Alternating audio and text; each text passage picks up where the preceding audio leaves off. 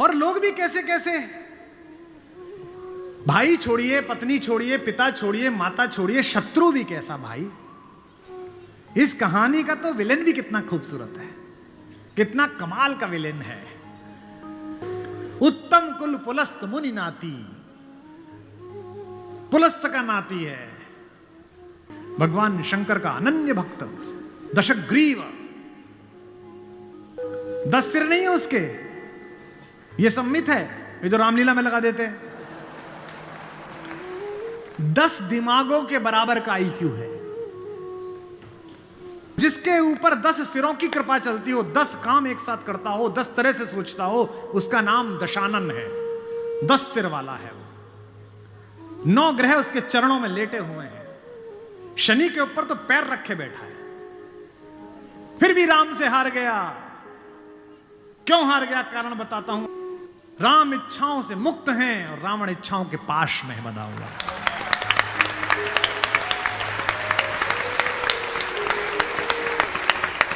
फिर जागना कि रावण मनुष्यों पर राज्य करता है, राम मनुष्यता पर राज्य करते हैं।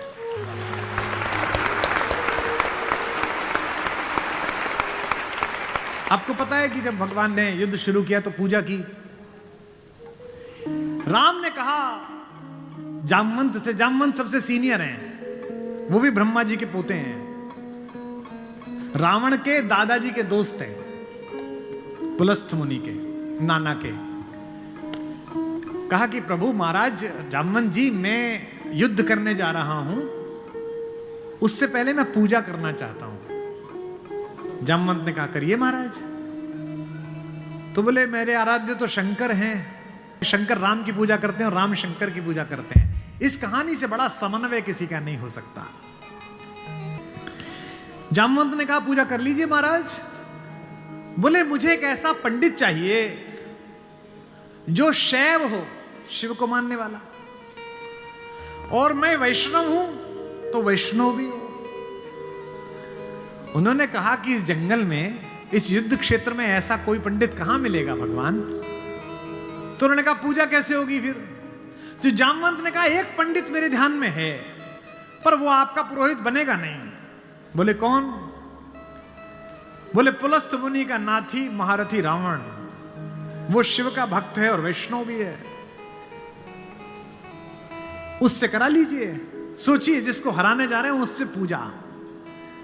राम ने जामवंत से कहा कि महाराज पूछ के तो आइए, अगर महापंडित रावण आज्ञा दे दें इस यज्ञ के लिए तो मैं कर लूं। रावण को पता चला कि जामवंत बुलाने आए हैं। रावण ने अपने सैनिकों से कहा कि जैसे ही दादा जामवंत आए, कोई उनसे प्रश्न ना करे, उन्हें बस महल का मार्ग दिखा दे, हाथ जोड़ के सब चरण छुएं। जामवंत पहुंचे, रावण किले के द्वार पर चरण छूने आया, कहा कि पितामह मैं आपको प्रणाम करता हूं, मैं धन्य हुआ कि आप पधारे। जामवंत ने कहा कि मैं बहुत प्रसन्न हुआ तुम्हारी अतिथि सेवा देखकर। बिठाया, पूछा कैसे आए हैं। जामवंत ने कहा मैं एक इच्छा लेकर तुम्हारे पास आया हूं। एक मेरे साथ 2 जजमान हैं, वो एक यज्ञ करना चाहते हैं युद्ध शुरू करने के लिए। उन्हें एक ऐसे पंडित की आवश्यकता है जो शैव भी हो और वैष्णव भी। तुमसे अधिक गुणी व्यक्ति तो पृथ्वी पर नहीं है, क्या उनका पुरोहित बन सकोगे। क्या पूछा रावण ने, पहला क्या करैक्टर है, वाह। रावण ने कहा जहां तक मुझे सूचना है आपके दोनों यजमान अयोध्या के निर्वासित राजकुमार राम और लक्ष्मण तो नहीं है। जामवंत ने कहा हां दशशीष, वे ही दोनों हैं, क्या आप स्वीकार करेंगे। उसने हां ना नहीं करी, फिर बोला क्या उनके यज्ञ का उद्देश्य लंका विजय है। जामवंत ने कहा हां उनका यही उद्देश्य है, क्या आप स्वीकार करेंगे। उसने कहा मैं तो जिज्ञासा के लिए पूछ रहा था, अन्यथा द्वार पर आकर किसी पंडित से कोई यज्ञ के लिए कहे, अस्वीकार करना उसका धर्म ही नहीं है। मैं आपके साथ चलूंगा और उनका यज्ञ कराऊंगा।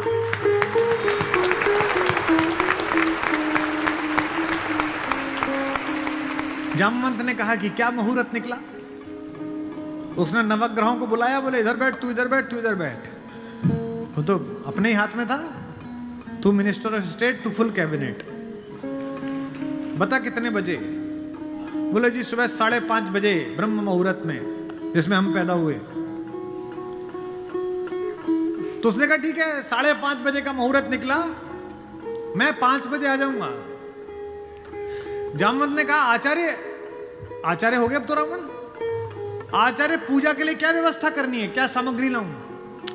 उसने कहा आपके यजमान, मेरे यजमान जंगल में हैं। अगर यजमान के पास पूजन सामग्री ना हो तो पंडित का धर्म बनता है कि वो पूजन सामग्री लेके आए, तो मैं लेके आऊंगा। उसने अपने पुत्र मेघनाथ को जगाया, इंद्रजीत को, और कहा बेटा अशोक वाटिका जाओ, अशोक वाटिका जाओ और सीता से कहो मैं उसे मिलना चाहता हूं, एक विशेष प्रयोजन है। थोड़ी देर बाद खुद पहुंचा और कहा सीते, तुम्हारा पति राम लंका विजय का यज्ञ कर रहा है, उसके पास पुरोहित नहीं है, कल सुबह मैं उसका पुरोहित बनूंगा। लेकिन एक विवाहित व्यक्ति की पूजा अधूरी है अगर उसकी पत्नी उसके पार्श्व में ना बैठे। क्योंकि तुम उसकी पत्नी हो, तो सुबह ये इंद्रजीत रथ लेकर आएगा, तुम स्नान करके नया वस्त्र पहनकर इस रथ में बैठ जाना, क्योंकि मेरे यजमान की पूजा पूर्ण होनी चाहिए, मैं अपूर्ण पूजा का पुरोहित नहीं हूं। और कहा कि तुम्हारी लंका से मुक्ति केवल पूजा तक की है, पूजा होते ही उठना और इसी रथ में वापस बैठकर अशोक वाटिका में आ जाना। क्या तो सीता, क्या राम और क्या रावण, क्या कहानी है ये। सुबह यही हुआ, शिवलिंग की स्थापना हुई, बालुका की मृत्यु से एक विग्रह बनाया राम ने अपने ओजस्वी हाथों से। राम आजानुबाहु हैं, घुटने तक हाथ आते हैं उनके, ये पुरुषोत्तम का लक्षण है। महाराणा कुंभा वे भी आजानुबाहु थे। कभी कुंभलगढ़ के किले में जाइए, 3 फीट का शिवलिंग है, नीचे बैठ के अपने ही हाथ से लोटे से रुद्राभिषेक करते थे बिना उठे। वे भी सूर्यवंशी थे, राम आजानुबाहु थे। उन्होंने अपने बड़े बड़े हाथों से शिवलिंग तैयार करा, धोती पहने हुए, तिलक लगाए हुए तेजस्वी रावण पहुंचा। राम और लक्ष्मण ने आसन से खड़े होकर अपने पुरोहित को प्रणाम करा। आचार्य, मैं दशरथ का पुत्र राम अपने छोटे भाई लक्ष्मण के साथ आपको प्रणाम करता हूं। दोनों ने पैर छुए रावण के और कहा कि आचार्य आसन ग्रहण करिए। आचार्य ने पूजन प्रारंभ किया। ओम गणपति गंगावाय। अब ये कि पत्नी कहां से आए? आचार्य ने पूछा राम से। मेरे यजमान विवाहित है? राम ने कहा हां आचार्य मैं विवाहित हूं। अपनी धर्म पत्नी से कहिए कि वो आपके पार्श्व में आकर बैठे।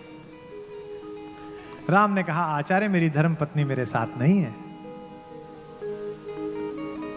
तो जामवंत ने कहा आचार्य पूजा कैसे होगी?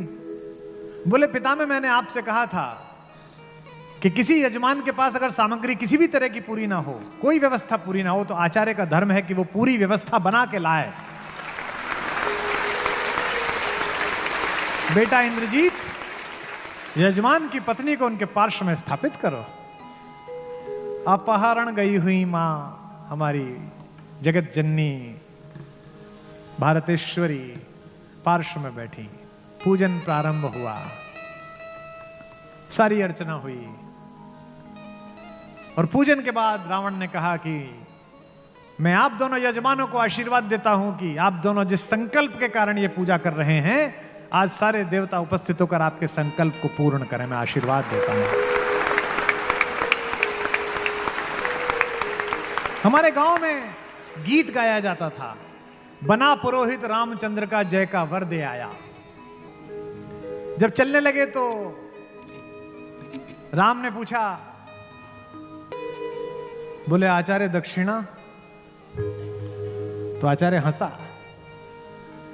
बोला त्रैलोक्य की संपदा आपके आचार्य के पास है, कुबेर का रथ आपके आचार्य के पास है, ऐसे में मेरा वनवासी मुझे क्या दक्षिणा देगा मेरा यजमान? तो राम ने कहा कि मैं रघुवंशी हूं, दक्षिणा के बिना पूजा कराना मेरे लिए निष्फल हो जाएगा, आप दक्षिणा तो मांगिए। तो रावण ने कहा कि मैं आपसे समय पर दक्षिणा मांग लूंगा।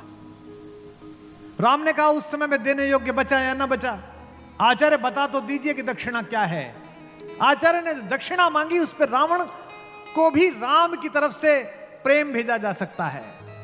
आचार्य ने कहा मेरी दक्षिणा यही है कि आचार्य का जब अंतिम समय आए तब दोनों यजमान मेरे सामने उपस्थित रहें।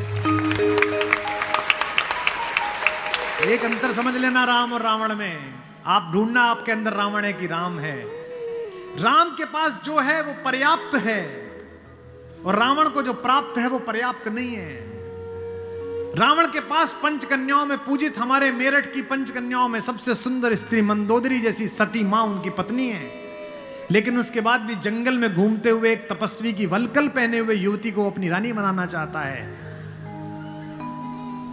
लेकिन युद्ध के आखिरी दिन जब रावण पड़ा हुआ है नीचे निश्चेष्ट, उसका शव पड़ा हुआ है, तो मंदोदरी ने विलाप करने के बाद पूछा वो कहां गया जिसने इसे मारा? लोगों ने कहा वहां बैठा। समुद्र के किनारे शाम ढल रही है, सूरज डूबने वाला है और रघुवंशी राम उदास एक पत्थर पर बैठे हुए कि इतना रक्तपात क्यों हुआ, दुखी है राम लाशों को देखकर। मंदोदरी गई, कमांडो खड़े हुए हैं उनको रोकने के लिए, लेकिन देखा कि माता मंदोदरी आ रही है तो पुलिस वाले हट गए, वानर हट गए, पीछे से पहुंची। चिंताग्रस्त राम ने अचानक एक स्त्री की छाया देखी जो पैर के आसपास आ रही है।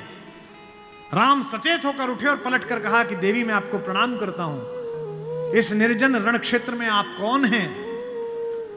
मंदोदरी ने कहा हे राम, मैं रावण की दुर्भाग्यशाली पत्नी मंदोदरी हूं।